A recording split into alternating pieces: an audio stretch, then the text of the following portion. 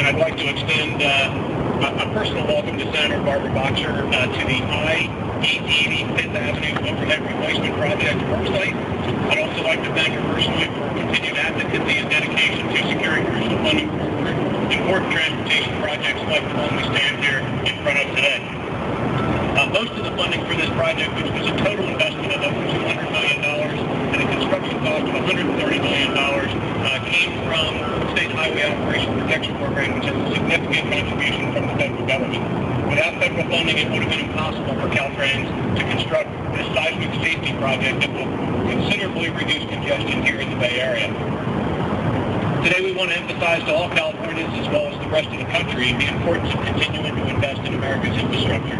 The bulk of California's state highway system was built in the 1950s, and it's estimated that more than $70 billion will be needed over the next 10 years to help rehabilitate it.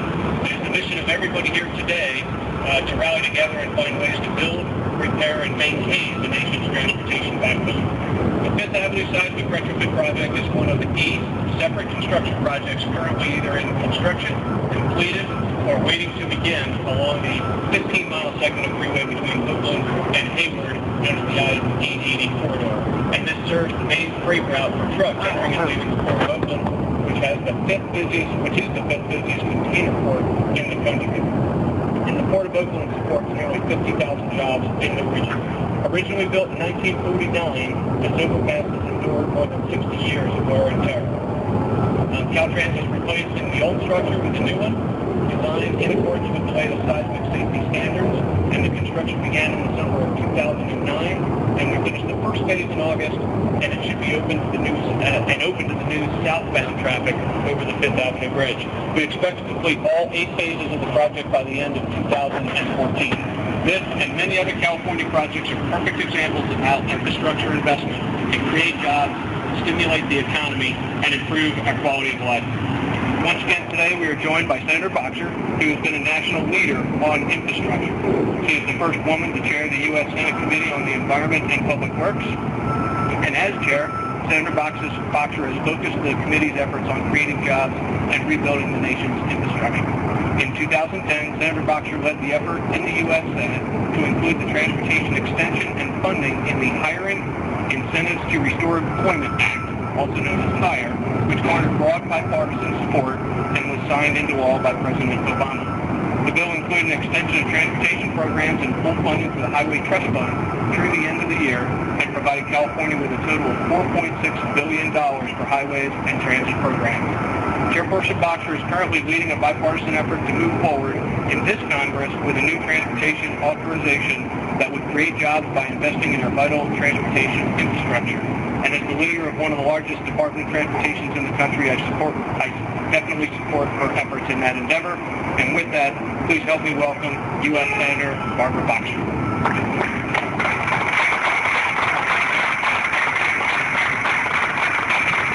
Thank you so much, everybody. I'm very excited to be here with all of you. And I want to thank the working men and women who really, in many ways, risk their lives to do projects like these. We're so grateful to you. And these projects are so necessary for our nation. Well, I want to thank our acting director, and I'm very grateful for his remarks. I'm going to talk a little bit about this project, but then I want to talk to you about what we've got in the future for infrastructure, because we're at a turning point. We're at a moment in time where we have to make a decision if we're really going to move forward and make those investments we need to make, or we're going to turn away from that. These decisions are being made in the United States Senate as we speak, and I'll explain that in a minute. Well, construction here began in the summer of '09, will be completed in 2014, and this is a great project because it's aimed at seismic safety, but also will reduce traffic congestion and improve our road quality. This overpass, this was built in 1949, so we're talking about a long time ago, and it is, or was, before this project, one of the most structurally deficient bridges in Alameda County, according to FHA, the Federal Highway Administration.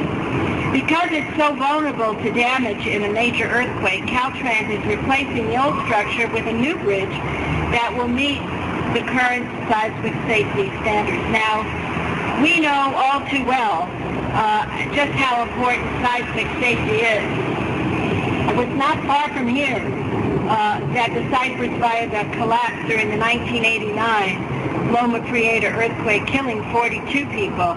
And just the last week, we've seen a number of quakes centered in Berkeley, a reminder to us that we have to get ahead of these things, and we have to do projects like these to make them safe. So the Fifth Avenue Bridge project that you're working on is a great example of how to use federal infrastructure funding to create jobs. As was stated, it's part of a cooperative effort between the state, local, and federal government. And the Fifth Avenue Bridge is one part of the I-880 Corridor Improvement Project, which I got briefed on those charts over there, which includes 8 separate construction projects located in the 15-mile segment of the freeway. And what that means is safer freeways and jobs, jobs, jobs. And that's what we need. Am I right? I thought you'd say that. Good. Look, we're looking at statistics that are not good in the construction industry. 13.3% unemployment, which is 4.2% higher than the overall national unemployment rate, which is too high itself at 9.1%. So when we look at these projects, we're looking at safety and we're looking at jobs. And we're looking at America as an economic leader, because if you can't move people and you can't move goods safely, you can't grow your economy. So now I want to talk to you a little bit about what the debate is in Washington. Well, you know, everything's a debate in Washington. But as chair of the Environment and Public Works Committee, I've been working on a 2-year full funding transportation bill with my ranking member, Senator Inhofe, and I'm happy to share with you that there is agreement between us that we cannot afford to cut back on funding in transportation. As a matter of fact, what our bill does, it keeps the funding level plus inflation for 2 years, and within that plan that we've developed is a greatly increased TIFIA program. And for those of you who don't know what TIFIA is, it's a loan program to locals which will leverage funding. For example, the idea of it came for leveraging funding from Los Angeles, where they had passed a half-cent sales tax, and it was going to take them 30 years to complete all the projects in that list.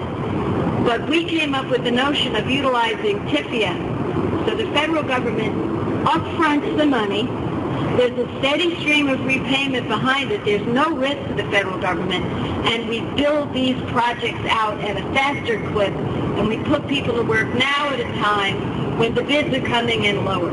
So in our bill, our bipartisan proposal, we take TIFIA from $150 million or $110 million to $1 billion. And every dollar leverages $30. So it's a big increase. So in addition to the 1.9 million jobs we will continue, we have an increased TIFIA which could lead to an additional 1 million jobs. So we're very excited about this bill, and it is moving ahead, and we're going to mark it up on November the 9th.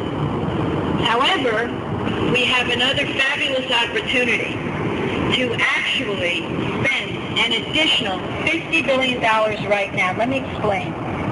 Our transportation funding is $50 billion a year from the Highway Trust Fund. President Obama has in his jobs bill an additional $50 billion on top of the 50. This is his jobs bill. Somebody either likes it or doesn't like it. We'll say they like it. So here's the situation. Next week, when we get back, we're going to vote on a segment of the jobs bill. It's been voted down by the Republicans. First, the big jobs bill, 1.7 million jobs, they voted it down. It's being paid for by a tax on millionaires. Not their first $1 million, but their second $1 million, and they voted it down, all right? Now we gave them a chance to vote for it in pieces. They said they supported it. They voted voted down the first piece, which would have funded police and fire and first responders and teachers. They voted that down. Now we're giving them a chance to vote up a transportation part of the president's job proposal on Tuesday or Wednesday or Thursday of next week, paid for with a 0.7% tax on the second $1 million of earnings. How they can walk away from that, I can't tell you, but that's what's going on. So what we have in front of us is the reauthorization of the basic highway trust fund that I feel very optimistic about, but this opportunity to put an extra year's worth of funding starting right away, which will mean a huge number of jobs, For every $1 billion, it's 30,000 jobs. And that's an extra, $50 billion. So you do the math. We're talking about a lot of jobs here. So it's a great time for infrastructure. And it should be, because we have 70,000 bridges that are deficient like this one. Got to fix them. 50% of our roads are substandard. We've got to fix them. So it seems to me, if America's going to remain a leader in the world, we can't have a failing infrastructure.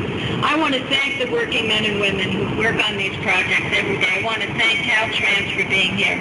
I want to thank those in the federal government who work so hard to get this cooperation going. And I'm happy to take any questions the press might have at this time.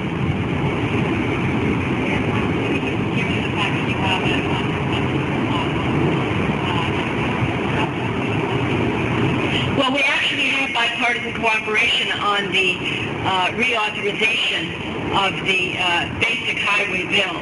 What we don't have is support for the president's jobs bill. And how do you change it? The people have to speak out.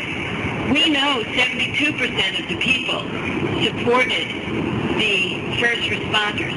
And yes, they turned their back on it, but transportation hits them and hits them in the heart. So we're hoping if we talk about this, that maybe we'll have support for it. That's what you do in a democracy. The people have to speak out. If they continue to vote against jobs bills, they're going to be out of office. That's as simple as it gets. That's why I'm here today, to let people know that we have projects like this that have to be done. They're shovel ready, and we need to boost up the spending on infrastructure and have people who earn over $1 million a year pay a little more.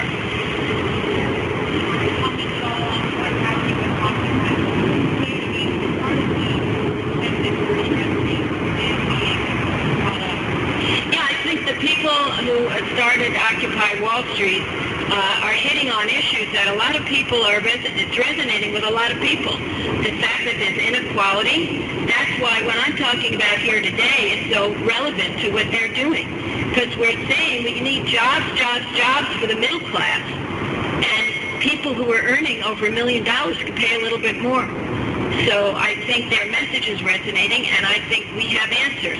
And this is one of the reasons I'm here today, to say we have a way to pay for a great infusion of funding that would put more people like this back to work in an industry that has a very high unemployment rate, and we pay for it by asking those at the very top to pay their fair share.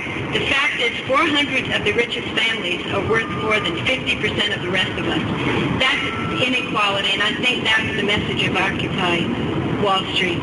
Now, I do know Mark Kyle with the operating engineers is going to say a few words, and then I'll get back to questions.